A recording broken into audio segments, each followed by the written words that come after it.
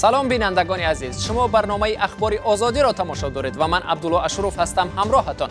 حالا توجه کنید به سرخط موضوعهای برنامه امروز 17 اپریل. در جریان سفری رسمی به روسیه، پرزیدنت تاجیکستان از رهبران این کشور خواست مهاجران را که خلافکاری کردند دوباره عفو شوند. از خدمت در ارتش سرپیچی مکن وگرنه دوزخی میشوی. شورای علما در تاجیکستان فرار از خدمت را گناهی بزرگ خواند. وقتی که انسان‌ها با حیله و نیرنگ یعنی خود را کارناشایم نشان میدهند یا با هر علتی که خود را بیمار نشان میدهند و از خدمت وطن سرپیچی میکنند، اونها هم به یک گناه بزرگ مرتکب شدند. بازار جلجم میکوچد. صاحبکاران مخالفی کوچانیدن بازار در شهر دوشنبه نیستند، اما از دولت امتیاز میخواهند. اگر وقتی برام یک سال نیم سال ما را با وزارت نالوگا اشیاء وزارت کردیم ما کار پیش بریم. امامعلی رحمان رئیس جمهوری تاجیکستان در شهر مسکو گفت دوشنبه امید دارد که روسیه بار دیگر مهاجران کره تاجیک را عفو میکند. پرزیدنت با سفری رسمی 2 روزه 16 اپریل وارد مسکو شد. در روز نخستین سفر امامعلی رحمان با ویچسلاو ولادین رئیس دومای دولتی و نخست وزیر دمیتری مدودف دیدار و ملاقات کرد.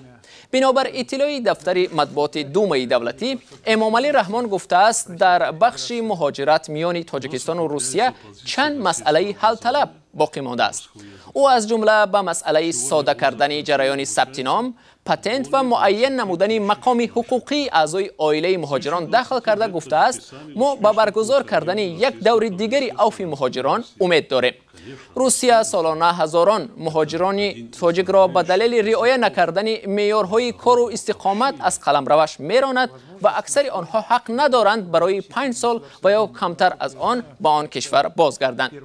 مقامات تاجیک میگویند شماره آنهایی که در حال حاضر از حق سفر به روسیه محرومند بیش از 200,000 نفر را تشکیل می‌دهد. 17 اپریل چون روز بیماری هموفیلیا و یا خونروی بدون توقف در جهان ثبت شده است. در دنیا بیش از 400,000 نفر از این بیماری ارثی رنج میبرند. حدود 600 نفر از گرفتاران هموفیلیا در تاجیکستان در این روز با هم جمع آمده میخواهند اتحادی خود را تأسیس بدهند تا از کمک‌های طبی دولت و سازمان‌های بین المللی برخوردار شوند. همکارم شادمان یتیم موضوع را ادامه می‌دهد. امیرجان 2.5 ساله دیگر به اسباب‌های طبیب عادت کرده است. او را مادرش منتظم به نزد دکتر خون آورده تشخیص می‌کنند. چند روز اخیر از خونروی زیاد به حال شده است. بیماری امیرجان گیموفیلیا یک نوع نادری بیماری خون است. یکمین بار 6 ماه بود اومده بودم پیش پروفسور اومده بودم، گفتند که این بیماری گیموفیلیا دارد. من نمیدونستم، از این درد بیخبر بودم. به اهمیت تا 1 سالگی، بعد 1 سالگی افتید خونش من نشد. همین قدر دستگیری آخر عاقبت فهمیدیم که همین درد گیموفیلیا است ارثی. گیموفیلیا یک نوع بیماری نورساگی ماده ها در ترکیب خون است که به گفته طبیبان راه تبابتش تا حال پیدا نشده است. در تاجیکستان رسما بیش از 600 نفر به این بیماری ثبت شده است. گیموفیلیا بیشتر به طور ارثی انتقال می‌یابد. برادران اسلامی دین و سلامی دین هم بیماری گیموفیلیا را از والدین میراث گرفتند. درس میروند مکتب خانه میروند ایسر میویند خوینا دستشون بسیار پرتاده میسته مینویسه اینجا درد میکنه بوینا پوچوشون است درد میکنه هم بغمو درد میکنه بعد با بسیار ترش کراوید میکنه یگون جوش چشید معنی میکنه خون بیوید. از بیماری گیموفیلیا اکثرا مردان اذیت میکشند. به گفته متخصصان در کشورهای خارج افراد مبتلا به این بیماری می توانند تا 60-70 سال عمر ببینند، اما به دلیل نبود شرایط و سر وقت از شدت خونروی جلوگیری نکردن در تاجیکستان تعداد کمی آنها تا به سن 50 می رسند. یکی از نشانه‌های همین بیماری این خونریزی دوامناک می باشد. 17 اپریل در جهان چون روز بیماری گیموفیلیا یاد می شود. 3 سال اخیر گرفتاران این بیماری در تاجیکستان در این روز گرد هم می آیند. امسال مبتلایان این بیماری از مقامات خواستند برای بهبود بخشیدن شرایط معالجه بیماران گیموفیلیا هم برنامه مخصوص قبول شود. من میخواهم که درباره بیماری گیموفیلیا با حکومت جمهوری تاجیکستان با پارلمان جمهوری تاجیکستان برنامه پیشنهاد نام وزارت تندرستی جمهوری تاجیکستان پیشنهاد نامد برنامه ملی قبول نمودن برنامه ملی برای بیماران گیموفیلیا. در تاجیکستان بیماری گیموفیلیا با داروهایی که طریق کمک بشردوستانه وارد میشوند معالجه میگیرند، ولی نبود داروی دسترس و هم متخصصان گیموفیلیا مشکل این بیماران را افزوده است. شادمان یتیم، زرانگیز نوروزشاه، آزادی دوشنبه. شورای علمای مرکز اسلامی تاجیکستان در حاشیه دعوت بهاری جوانان به ارتش خدمت به وطن را راه امین ماندن از آتش دوزخ گفته است. روحانیان در یک مراجعتنامه به مردم تاجیکستان سرکشی از ارتش را گناهی بزرگ خوانده گفتند پدر و مادران هم که برای فرار فرزندانشان از ارتش مساعدت میکنند به این گناه شریکند. اما این مراجعت شورای علما بر رفت جلب نواسکران به ارتش چی تاثیر گذاشت؟ کیومرس عطا گزارشی تهیه نموده تلویزیونی نستایش وریمه را پیشکش میکند. روحانیان تاجیک میگویند که خدمت در ارتش برای هر یک مسلمان سالم ناوابسته به وضع اجتماعی فرض است. به تاکید روحانیان دوست داشتن وطن، صادق بودن به ملت و فرهنگ خود، حفظ تمامیت ارضی جمهوری از نشانه های ایمانی کامل می باشد و سرکشی از ارتش برای یک مسلمان کامل جایز نیست. مراجعت روحانیان به مردم سری وقت است. از 1 اپریل تا آخر ماه می در تاجیکستان معرکه دعوت به ارتش ادامه می کند. وقتی که انسان ها با حیله و نیرنگ یعنی خود را کارناشایم نشان می دهند یا با هر علتی که خود را بیمار نشان می دهند و از خدمت وطن سرپیچی می کنند، اونها هم به یک گناه بزرگ مرتکب شدند، یعنی یک گناه بزرگ را انجام دادند. آنها هم نسبت به وطن خود یعنی خیانتگر حساب می شوند. دوام 4 سال آخر نقشه دعوت جوانان به ارتش پیش از مهلت اجرا می شود. حکومت این حالت را به تربیت درست جوانان مربوط می داند. حامیان حقوق می گویند که بر ضمن معرفت خود شهروندان این چنین سبب‌های دیگر نیز وجود دارد. کارمندان کمیسریت حربی گاه جوانان را در جریان ریدها زوراً به ارتش می برند. هر چند سالهای آخر این گونه حالتها کمتر می شود. ما در قسم‌های نظامی هنگام گذرانیدن مانیتورینگ با سربازان یک به یک صحبت می‌کنیم. در پرسشنامه ما در مورد اندازه خوراک و خورش‌خوان سوال هست.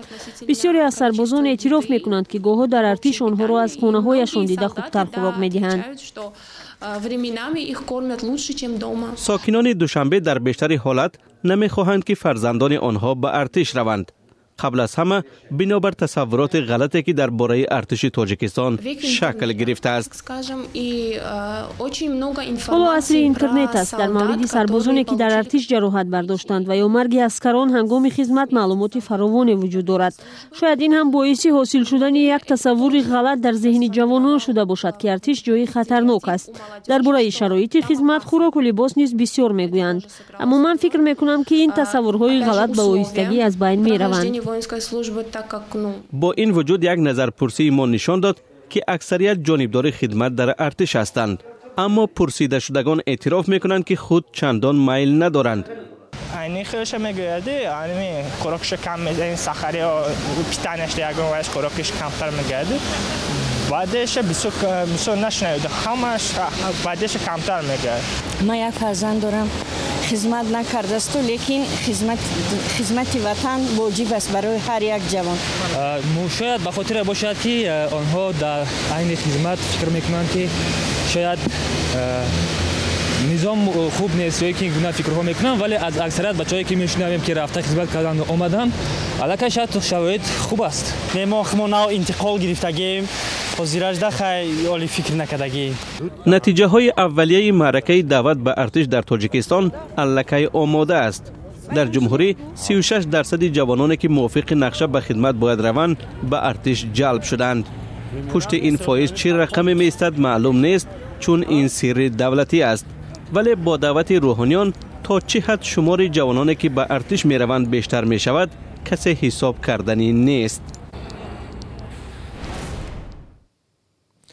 تاجران جلجم بازار مصالح ساختمانی دوشنبه میگویند از حکومت شهر به آنها خبر دادند که این بازار کوچانیده می شود. بازار نوی مصالح ساختمانی در منطقه خوجنبیای شمال دوشنبه بنیاد شده است. تاجران جلجم دستور گرفتند که در این بازار نو برای خود دکان خریداری کنند. اما صاحبکاران میگویند اگر هنگام کوچانیدن بازار به آنها در پرداخت انداز سبوکی دادن نشود، حال آنها تباه خواهد شد. زرانگیزی نوروز شاه موضوع را ادامه می‌دهد. بختیار آدینایف را که 4 سال باز در بازار جلجم شهری دوشنبه فعالیت دارد خبری کوچانیدن بازار ناراحت کرده است. میگوید صاحبکاری خود را با قرض پیش میبرد و در صورتی از نو خریدن نقطه سودا در جای دیگر به مشکل مالی مواجه می شود. اگر وقتی بران 1 سال نیم سال ما را با ایوازات نالوگا شون ما کورا پیش باره. بختیار و صاحبکاران دیگری بازار مصالح ساختمانی جلجم را مقامات آگاه کردند که این بازار بسته می شود. و صاحبکاران پیشنهاد کردند از بازار نو که در قسمت شمال دوشنبه در محله خوجنبی و ساختمانش ادامه دارد نقطه های سودا بگیرند. در نظر است بازار جلجم و همین مکان واقع در کناره شهر محله خوجنبی و کوچانیده شود. حالا این بنا به پورگی آماده نیست و گفته می شود احتمال تا ماه سپتامبر به استفاده داده شود. برخی از صاحبکاران بازار جلجم هم میگویند الکی در این بنا نقطه های خود را خریدند. ما در ترزه پلاستیک سودا میکنیم. ما خواهیم شهر شود 100% اونجا به همه چی معقول شد. گفتن اومدن آگاه کردن که ما خیلی خیلی مغازینتون سوزه چه شرط نه خیلی میشه. ما گفتن 100% همش قبول میشه.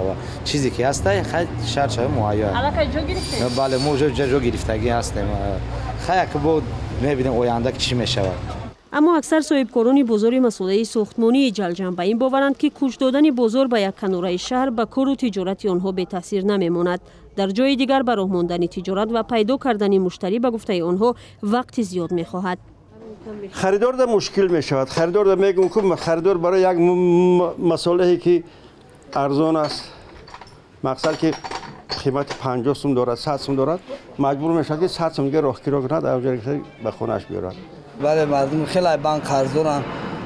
مثلا مردم خیلی اینجا کلینتو که هستن پاسنتو یا مدت کلین اوجا پیدا میشه که خیلی مثلا ما عقیب میزنیم به همین خاطر.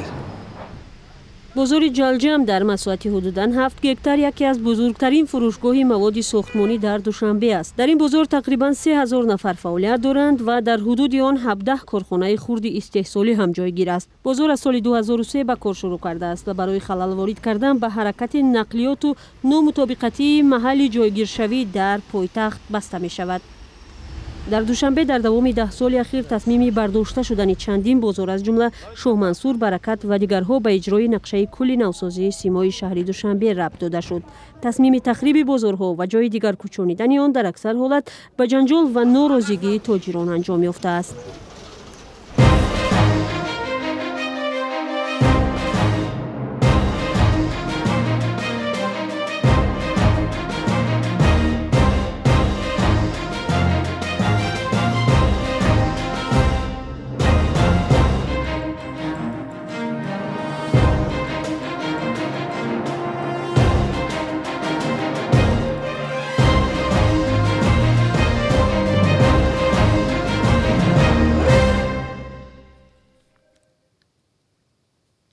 کمیته حالتهای فوق‌العاده تاجیکستان همه نهادهای خود در شهر و ولایت‌ها و نواحی کشور را به حالت آماده باش درآورده در منطقه‌های تحت خطر و سیلخیز دیدبانگاه‌های 24 ساعته به راه مانده است. برای جلوگیری از خطر رخنه خوردن سیل در ساحل‌های خطرزای نواحی کشور، کمیته حالتهای فوق‌العاده تاجیکستان جماعت‌ها و مؤسسه‌های شهرک و منطقه‌ها را با مواد ساخت و ساختمان تامین نموده است. به قول کمیته در حال حاضر خطر بالا شدن سطح آب دریاها، باران شدید، رعد و برق و ترمه‌فرایی جداً پیش آمده است. با این مطلب برنامه امروز را انجام می‌دهیم. شما تا نشر نوبتی برنامه خبر امکان دارید فردا صبح بر وقت نوید بامدادی را تماشا کنید. در برابر آزادی ویدیو کانال ما در یوتیوب نواری گزارش‌های جالب دارد. تا برنامه‌های بعدی خدا حافظی هر یکی شما.